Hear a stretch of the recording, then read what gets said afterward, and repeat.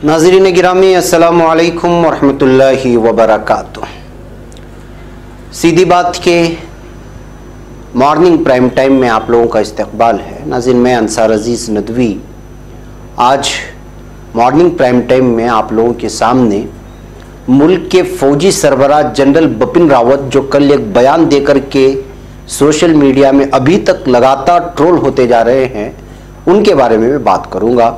और इस खबर से आप लोग अंदाज़ा लगा सकते हैं कि किस तरह से हिंदुस्तान में बड़े बड़े ओहदों पर फाइज, बल्कि जिनकी सिक्योरिटी, मुल्क की सिक्योरिटी जिनके हाथों में होती है, अदलिया निज़ाम जिनके हाथों में होता है, वो सब किस तरह से एक मरकज़ी हुकूमत की इस वक्त जो है तरफदारी करते हुए नज़र आते हैं। जबकि इन लोगों को पॉलिटिक्स में हो या सियासत में हिस्सा नहीं लेना चाहिए और ना ही सियासी बयानबाजी करना चाहिए, इसलिए कि फ़ौज किसी पार्टी की नहीं होती, वो पूरे मुल्क की होती है। बहरकैफ इस पर मैं तबसरा करूँगा। उसके अलावा पुलिस ने सीधे सर में गोली मारी ताकि वो बच न सके, इस तरह का एक बयान आया है। आपको मैं उत्तर प्रदेश में हुए फ़ैरोज़ाबाद के मोहम्मद शफीक की एक कहानी सुनाने जा रहा हूँ, जुल्म बर्बरियत की। उसके बाद शहरियत कानून को लेकर के बीजेपी किस कदर परेशान है और फिर किस तरह एक नई ताज़ा तरीन वीडियोस वायरल हो रही हैं, अलग अलग जगहों से आ रही हैं। बेंगलुरु में ख़वातीन ने हिस्सा लिया है, कल यहाँ पर पुरजोर एहतिजाज किया है। महसूस होता है कि हिंदुस्तान का हर शहरी, ख़वातीन वो चाहे किसी भी उम्र के हों, बच्चे वो चाहे किसी भी उम्र के हों, वो एक नए स्लोगन के साथ इस वक्त नज़र आ रहे हैं और सबके ज़बानों पर एक ही है, लेके रहेंगे आज़ादी। मैं ये सारी चीज़ें आप लोगों के सामने पेश करूंगा। उससे पहले मैं आप लोगों से दरख्वास्त कर लूं कि जिन लोगों ने हमारे चैनल को सब्सक्राइब नहीं किया है वो सब्सक्राइब कर लें और हमारी इन वीडियोस को दूसरों तक पहुंचाने में हमारी मदद करें। नाज़रीन, तफसीलात में जाने से पहले मैं सबसे पहले एक वीडियो आप लोगों के सामने रखना चाहता हूँ। नाज़रीन, मैं सबसे पहले आप लोगों के सामने एक वीडियो दिखा रहा हूँ, बल्कि इसको सुना रहा हूँ। इस वीडियो का लफ्ज़ लफ्ज़ आप सुने कि हकीकत में ये एनआरसी को लेकर के किस तरह से बीजेपी हुकूमत हड़बड़ाहट में आ गई थी और उसको जो है इतनी जल्दी में पास कर दिया दोनों जगह कि उसकी अंदरूनी जो वजाहतें हैं उसको शायद वो लोग समझ नहीं पा रहे हैं। इस वक्त जो मुल्क के हालात हैं, बिलखुसूस इक़्तिसादी हालात, उस पर एनआरसी का कितना बड़ा असर पड़ सकता है उसको समझाने की कोशिश कर रहे हैं। आप आम आदमी पार्टी के ये लीडर, आप इसको शुरू से आखिर तक सुने भी और ज़्यादा से ज़्यादा तादाद में इसको शेयर भी करें। पहले इसको सुन लें, फिर मैं आगे बढ़ता हूँ। फैलाने के लिए जो इस हथियार का इस्तेमाल भाजपा कर रही है एनआरसी का, इसका वित्तीय भार इस देश की अर्थव्यवस्था पे कितना पड़ेगा, ये भी एक बहुत गंभीर मसला है जो लोगों तक पहुंचाना चाहिए। आज देश की जीडीपी 3.5% पहुंच गई, अशिक्षा बढ़ रही है, बेरोजगारी 45 वर्षों में सबसे ज्यादा हो गई, देश के अंदर व्यापार चौपट हो रहा है, आर्थिक मंदी की स्थिति में हम लोग पहुंच चुके हैं, 10.5 लाख करोड़ रुपए बैंकों का एनपीए है।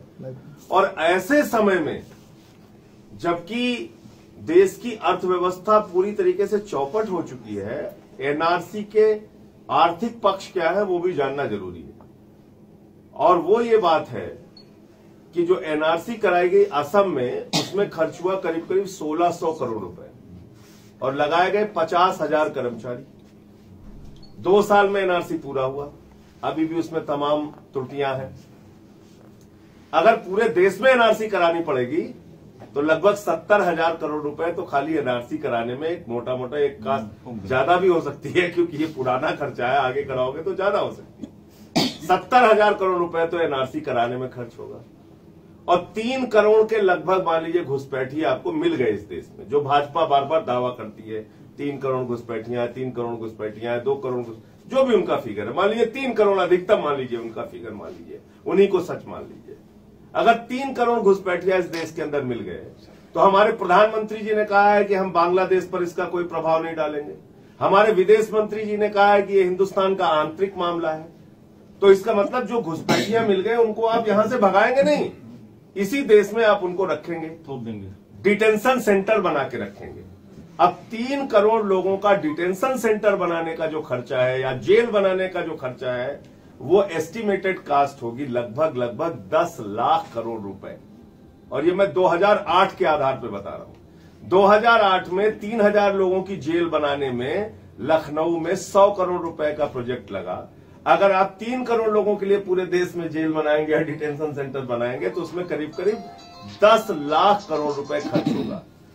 10 लाख करोड़ रुपए, 200 एकड़ जमीन 3000 लोगों के लिए लगी, 100 करोड़ रुपए उसकी लागत लगी लखनऊ में जेल बनाने में 2008 में। अब अगर 3 करोड़ लोगों के लिए आप पूरे देश में जेल बनाएंगे या डिटेंशन सेंटर बनाएंगे तो 10 लाख करोड़ रुपए लगेगा और कितने हजारों एकड़ जमीन लगेगी उसकी भी आप कल्पना कर लीजिए।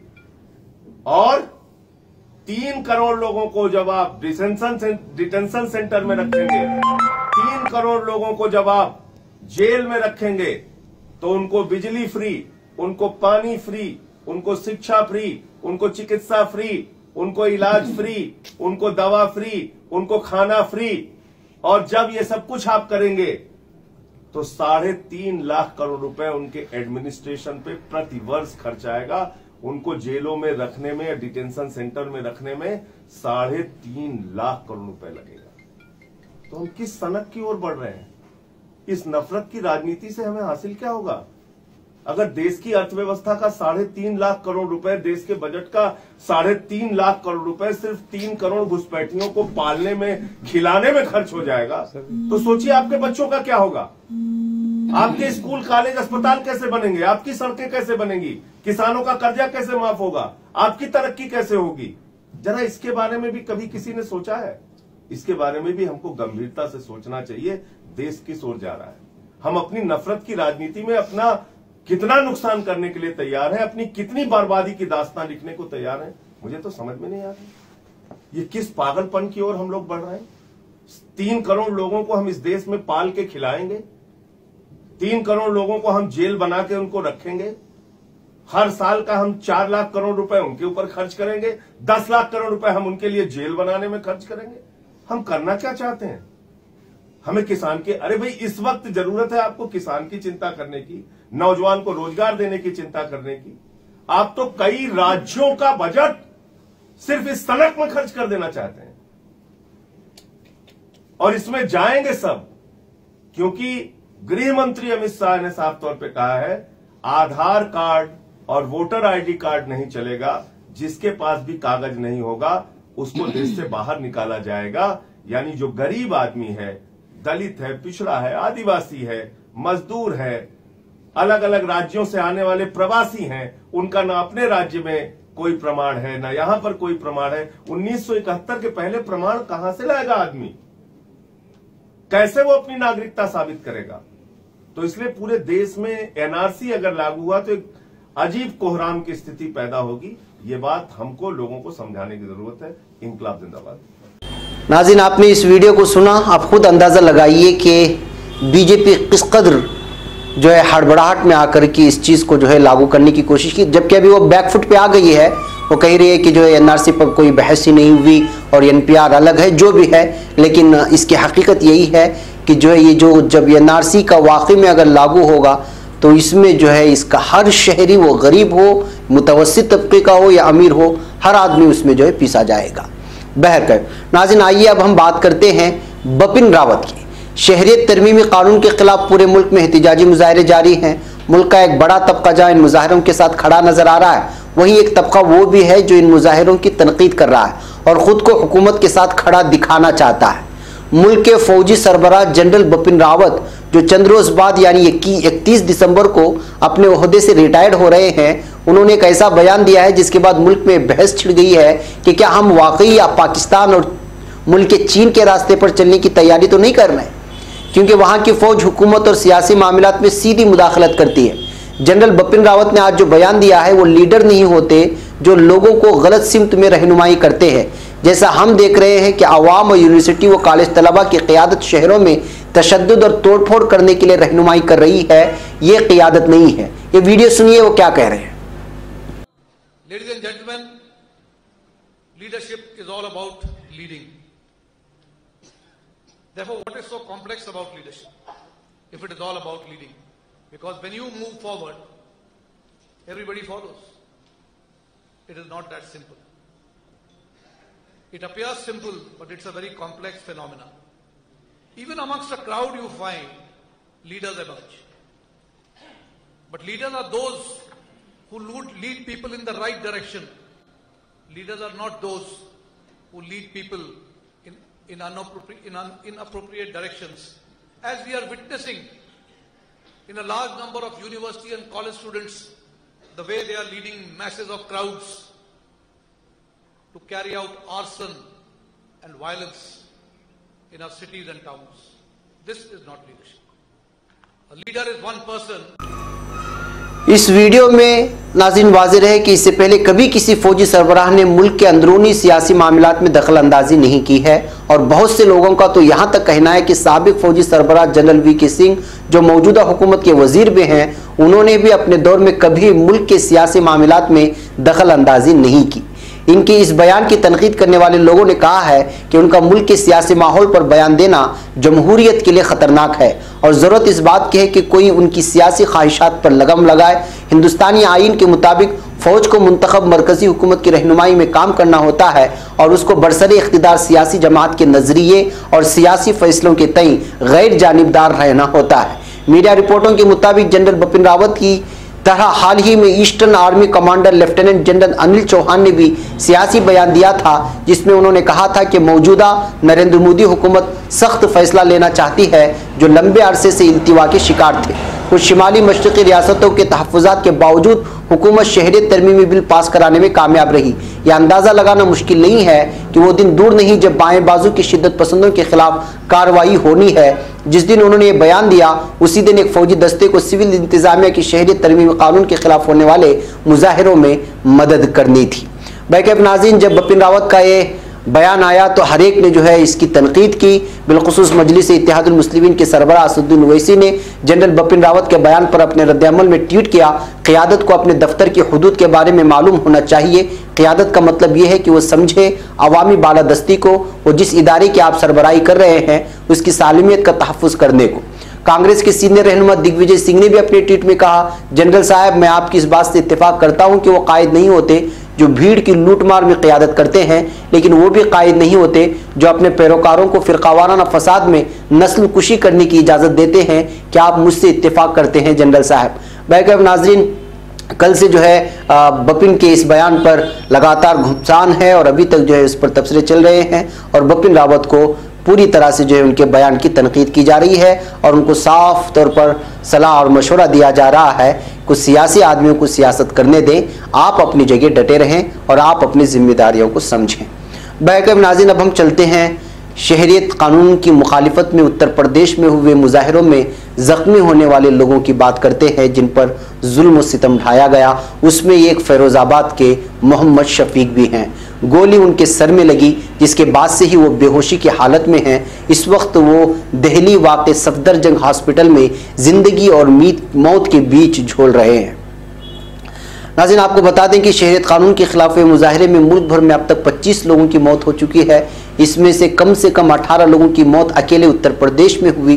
गुज़िश्ता 19 दिसंबर को अलग अलग ग्रुपों के जरिए मुल्क भर में मुजाहरे की अपील की गई थी। इस दौरान उत्तर प्रदेश में लखनऊ में हुए तशद्दुद के बाद सिर्फ एक मौत हुई थी। हालांकि पुलिस एहलकार उन समेत कई लोग जख्मी हुए थे और अब जो है फ़ैरोज़ाबाद के रहने वाले 38 साला शफीक की 33 साला बीवी रानी ने बताया है, मेरे शोहर चूड़ी के कारखाने में काम करते हैं।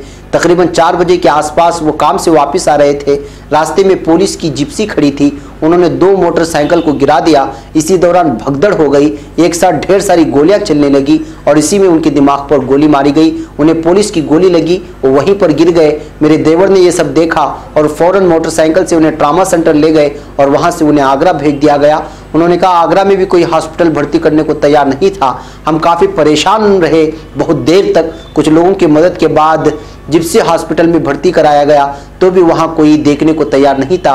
24 घंटे वो ऐसे ही पड़े रहे। बहुत मन्नतों के बाद दोपहर में आकर एक डॉक्टर ने उन्हें देखा।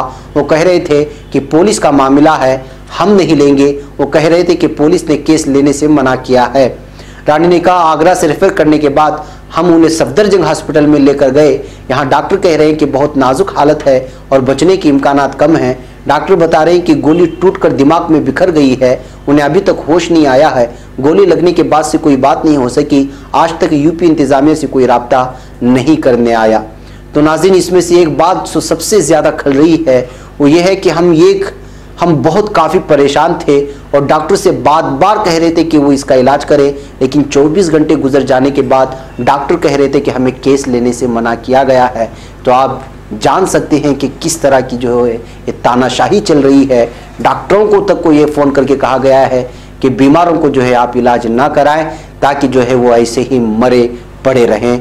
ये है जुल्म व तशद्दुद की ऐसी इंतहा कि आप गोली भी मार रहे हैं और जो कोई बीमार है या ज़ख्मी हुआ है उस पर मरहम लगाने से भी रोक रहे हैं। और ऐसे डॉक्टर जो किसी की परवाह किए बगैर मरीज़ों का इलाज करना ही उनका धर्म होता है, उनका मजहब होता है, वो डॉक्टर भी मना कर रहे हैं कि हम इलाज नहीं करेंगे क्योंकि हमें केस लेने से मजाक किया है। अब ये मना किसने किया है, पुलिस ने किया है या योगी हुकूमत ने, आप खुद फैसला ले सकते हैं। बहरकैफ नाज़रीन, अब हम बात करते हैं एनआरसी को लेकर के खुद मरकज़ी वज़ीर संजीव बालान ने राइटर्स से क्या बातचीत की है। शहरी तरमीमी कानून पर मुल्क के सभी हिस्सों में एहतिजाजी मुजाहरे हो रहे हैं, आप देख ही रहे हैं। ऐसे हालात में जाहिर सी बात है कि अगर बयानबाजियों को देखा जाए, नरेंद्र मोदी के और अमित शाह के बयानात को, जो कुछ इंटरव्यूज जो सामने आ रहे हैं, तो महसूस ये हो रहा है कि एनआरसी को लेकर के वो बैकफुट में चले गए हैं। लेकिन साजिश और मंसूबे के तहत एनपीआर को उसकी जगह पर लागू करके ऐसा चाह रहे हैं कि जो है सांप भी मर जाए लाठी भी ना टूटे। लेकिन पब्लिक इसको जो है बाआसानी समझ रही है कि आखिर एनपीआर के पीछे किस तरह की साजिश चल रही है और मरकजी हुकूमत चाहती क्या है। अब इस कानून को लेकर बीजेपी के अंदर ही सवाल उठने लगे हैं। मरकज के वजीर भी तस्लीम कर रहे हैं कि हुकूमत इस गुस्से को समझने में नाकाम रही। शहरियत तरमीमी कानून पर मरकजी हुकूमत गुज़श्ता 6 साल की सबसे बड़ी मुखालिफत झेल रही है। इस कानून के मुताबिक पाकिस्तान, अफगानिस्तान और बांग्लादेश से आए पनाहगुज़ीनों को पनाह देने की बात कही गई है, इनमें मुसलमानों को शामिल नहीं किया गया। राइटर्स की रिपोर्ट के मुताबिक बीजेपी के कई लीडर इस तरह के एहतिजाज से हैरान हैं। उनका कहना है कि वो कुछ एहतिजाजी मुजाहरे के लिए तो तैयार थे, लेकिन ये इतने बड़े पैमाने पर होंगे इसका अंदाज़ा नहीं था। अब पार्टी और हुकूमत इस बहरान से उबरने की कोशिश कर रही है जिससे शहरों में बढ़ते एहतिजाजी मुजाहरे को कम किया जा सके। मरकजी वजीर संजीव बालान ने राइटर से बातचीत में बताया कि मैंने हकीकी तौर पर ऐसी मुखालिफत नहीं देखी है। मेरे अलावा बीजेपी के दूसरे लीडरों को इस तरह की मुखालिफत की उम्मीद नहीं थी। अमित शाह के एक इंटरव्यू में वाज़ेह तौर पर कह चुके हैं कि सीएए शहरियत के बारे में नहीं है और एनआरसी पर अभी कोई तबादला ख्याल भी नहीं हुआ। दूसरी जानिब हुकूमत के एक वजीर का कहना है कि अभी हम सभी डैमेज कंट्रोल के मूड में हैं, इसलिए बीजेपी और उसकी माविन तंजीमें इस मौजू पर बेदारी मुहिम चला रही हैं। इसमें बताया जा रहा है कि कानून भेदभाव वाला नहीं है। आरएसएस भी इस कानून की हिमायत में शहरों में मुहिम चला रही है। हुकूमत के इस कानून के खिलाफ सभी अपोजिशन जमातें एहतिजाजी मुजाहरा कर रहे हैं। कांग्रेस ने भी महाज खोल रखा है। महाराष्ट्र कांग्रेस के लीडर पृथ्वीराज चौहान ने कहा है कि मुल्क की तारीख में पहली बार है जब कोई कानून मजहब की बुनियाद पर बनाया गया है। बीजेपी की हिंदू राष्ट्र बनाने की हिकमत अमली नाकाम हो गई है। भाई नाज़रीन, इनकी परेशानी बीजेपी के तो सामने आ ही जाएगी, जैसा कि आप देख रहे हैं कि हर दिन जो है जिस अंदाज में लोग रास्ते पर आ रहे हैं। मैं इस वक्त आपको कुछ वीडियोस दिखाता हूँ। वीडियोस देखिए कि बेंगलुरु की खवातीन कल जो है पूरी तरह रास्ते पर आ गई थी। ये जो विमेन इंडिया मूवमेंट की जानिब उनकी ज़ेर क़ियादत और उनकी ज़ेर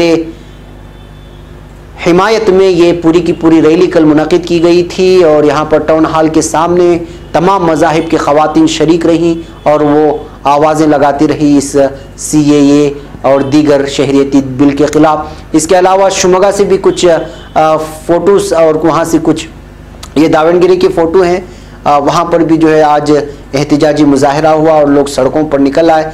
इसके अलावा और भी कुछ फ़ोटोज़ और कुछ वीडियोस हैं जो शिमोगा से भी सामने आई हैं और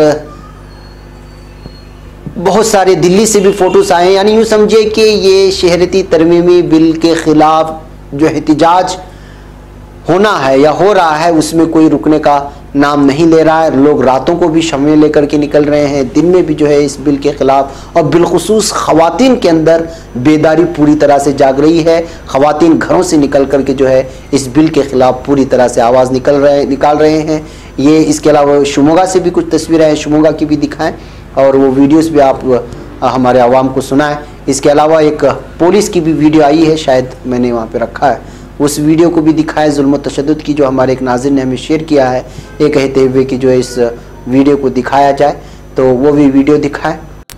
नाज़रीन, आप वीडियोस देखें और मुझे इजाज़त दें। अस्सलामु अलैकुम रहमतुल्लाहि व बरकातहू।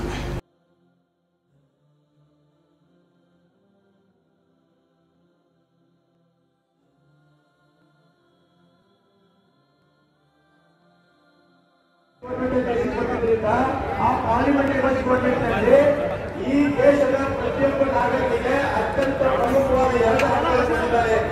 ಒಂದು ರಾಜಕೀಯ, ಮತ್ತೊಂದು ಇಡೀ ಭಾರತಕ್ಕೆ ಬಂದಿದೆ.